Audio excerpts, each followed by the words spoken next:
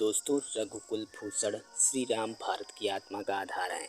सभी भक्तों के अति प्रिय नारायण अवतार श्री राम को अपने लीला काल में पाप, अनाचार, अन्याय और असत्य के विध्वंस हेतु वन में जाना पड़ा था। वन गमन का यह क्षण जहाँ एक तरफ माता कैकेयी की हठ के कारण आया था, वहीं रामायण के अनुसार इस क्रम से जुड़ी एक और कथा भी है।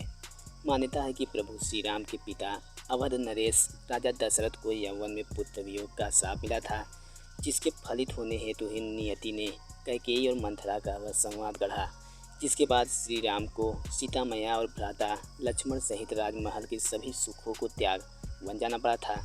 आइए जानते हैं उस श्राप की रोचक कथा, जिसके कारण से अपने राज्याभिषेक से कुछ समय पूर्व ही राम जी को अयोध्या छोड़ वन जाना पड़ा था। एक समय की बात है जब शांतनु नामक एक सिद्ध महात्मा अपनी पत्नी के साथ धरती पर निवास करते थे। दोनों पति पत्नी धर्मपरायण थे, जिसके फल से उन्हें पुत्र की प्राप्ति हुई। माता पिता ने अपने लाडले राजकुमार का नाम श्रवण कुमार रखा। ये पुत्र अपने माता पिता का बड़ा ही आज्ञाकारी था।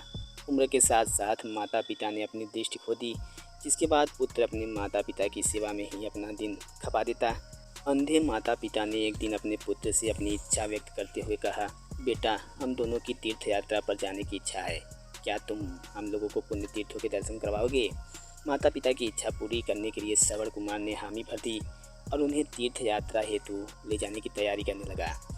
पुत्र ने माता पिता को तीर्थ दर्शन कराने हेतु एक कावड़ तैयार की तथा उन्हें उसमें बैठा कर तीर्थ यात्रा के लिए निकल पड़ा। भारत के विभिन्न तीर्थों में अर्चन करने हेतु श्रवण अपने माता पिता को अवध क्षेत्र में ले पहुंचा। श्रवण के माता पिता को अवध क्षेत्र में प्यास लगी तो श्रवण ने उन्हें एक पेड़ की छांव के नीचे बैठाया और स्वयं सरयू नदी में पानी लेने चला गया।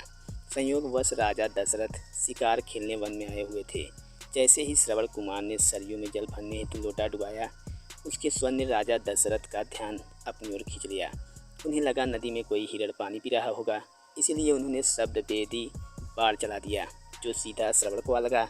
श्रवण को चीख सुन जैसे ही दशरथ उनके पास पहुँचे तो वो ग्लानि से भर उठे। उन्होंने ग्लानि के स्वर में श्रवण को अपना परिचय देते हुए उनसे क्षमा याचना की, जिसके उत्तर में श्रवण बोला, हे राजन, मेरे माता पिता पास ही एक पेड़ के नीचे बैठे हैं, उन्हें प्यास लगी है, कृपा कर आप उन्हें जल पिलाकर उनकी प्यास बुझाइए। यह कहते हुए श्रवण ने राजा दशरथ के हाथों में ही प्राण त्याग दिए। दोस्तों, राजा दशरथ श्रवण की हत्या से काफ़ी दुखी थे, परंतु हिम्मत कर वो श्रवण की अंतिम इच्छा को पूर्ण करने हेतु जल लेकर उनके माता पिता के पास गए। माता पिता राजा दशरथ के स्वर से ही पहचान गए कि वो उनका पुत्र नहीं है। उन्होंने कुपित होकर राजन से अपने पुत्र का पता पूछा, जिसके बाद राजा दशरथ ने रोते हुए सारा हाल कह सुनाया। अपने पुत्र की मृत्यु की खबर सुनकर उन्होंने राजा दशरथ को श्राप दिया, जिस तरह हमें पुत्र वियोग हुआ है, यही परिस्थिति तेरे संग भी बनेगी। तू भी अपने पुत्र के वियोग में हमारी ही तरह प्राण त्याग देगा। यह कहते हुए श्रवण के माता पिता ने अपने प्राण त्याग दिए और देखिए, उनके श्राप के कारण ही राम के वियोग में अपने भी प्राण त्याग दिए थे।